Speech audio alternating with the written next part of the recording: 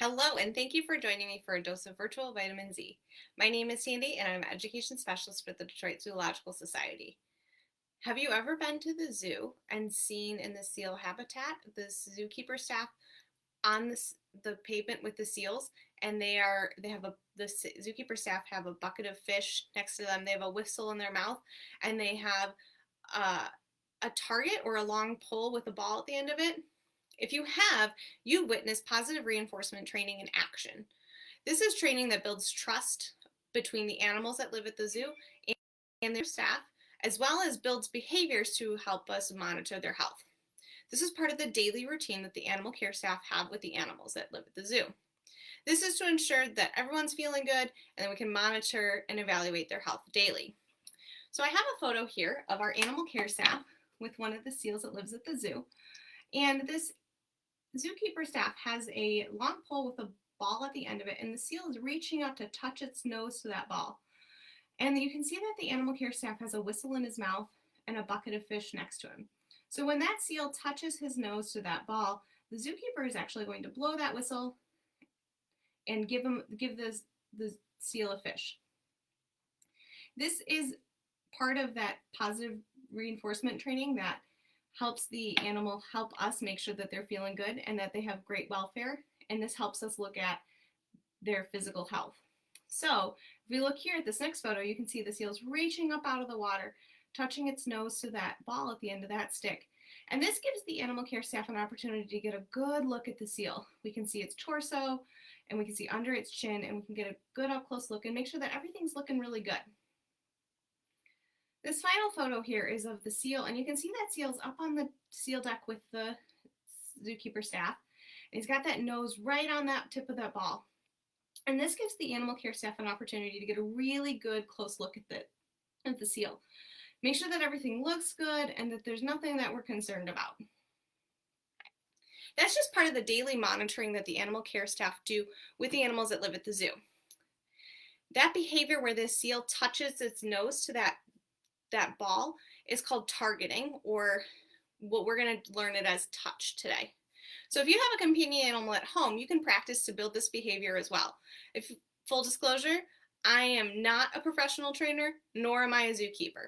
I have 3 companion animals at home that I work with daily to make sure that they have certain behaviors that can help make their vet visits less stressful. And this is one of the key behaviors that you can use to help make sure that the animals, your animals at home and the animals that live at the zoo can use this behavior to build for other behaviors as well.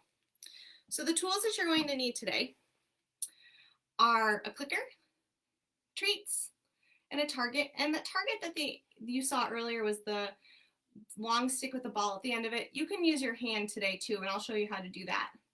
The vocabulary that we're going to use is mark.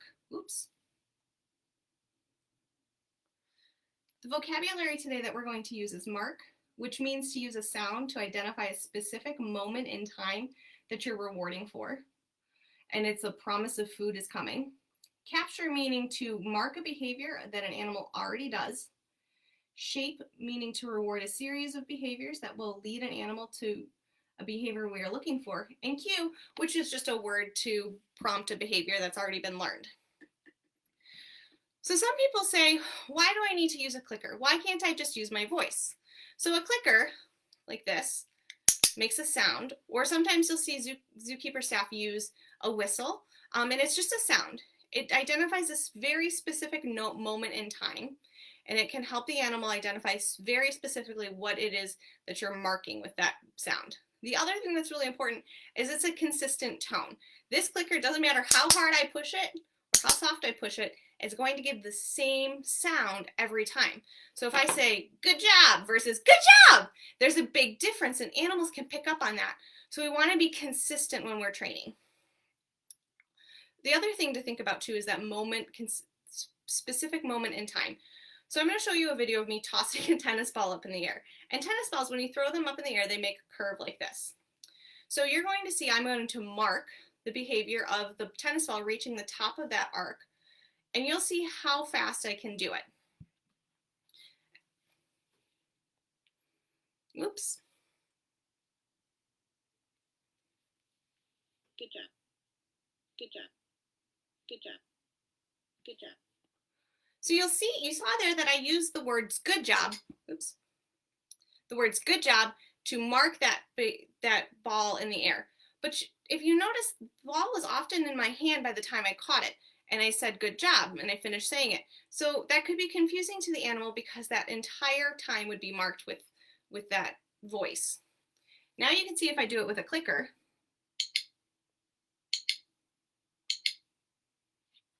It's a little more precise, and you can see how you're marking very specifically the tennis ball at the top of that arc.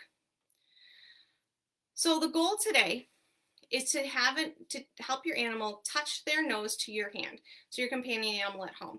This is a behavior that the seals do, and you can see when you visit the zoo when they're doing their seal training out on the public deck. Most animals, when you present your hand to them, they go up and they smell it instinctually. So you can use this to lead to other behaviors later. And today I'm going to show you this with two of my companion animals. And I'm going to show you with Abby, who's the big blonde one, and Max, who's the little guy. Abby's 7 years old, and she's been doing positive reinforcement training with me for her whole life. And Max is 12 years old, and he's lived with me consistently for about a year now. And we've just started working on positive reinforcement training with him. And so you're going to see a little bit of a difference because Abby knows the behavior very well, whereas Max is still learning it. It's really important that we give the opportunity for the animals to choose to participate in the training. This goes for your companion animals as well as the animals that live at the zoo. The choice to participate is really important, and it helps improve the animal's welfare. So by being able to choose, they have some control over that. Now, if an animal chooses not to participate, that doesn't mean that they're not going to get that food reward that they would normally get. They will still get that in another way. So first I'm going to show you with Abby. Abby knows this behavior very well, and so you'll be able to see that I put my hand out and she touches her nose to it. Put my hand out, she touches her nose. I mark that behavior every time she does it. Now Max is a little different. Max doesn't know this behavior super well, so I'm very patient.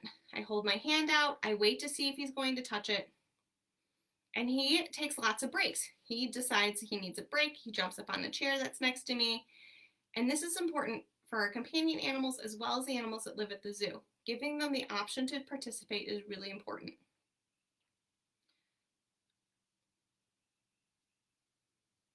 So I realized that Max is not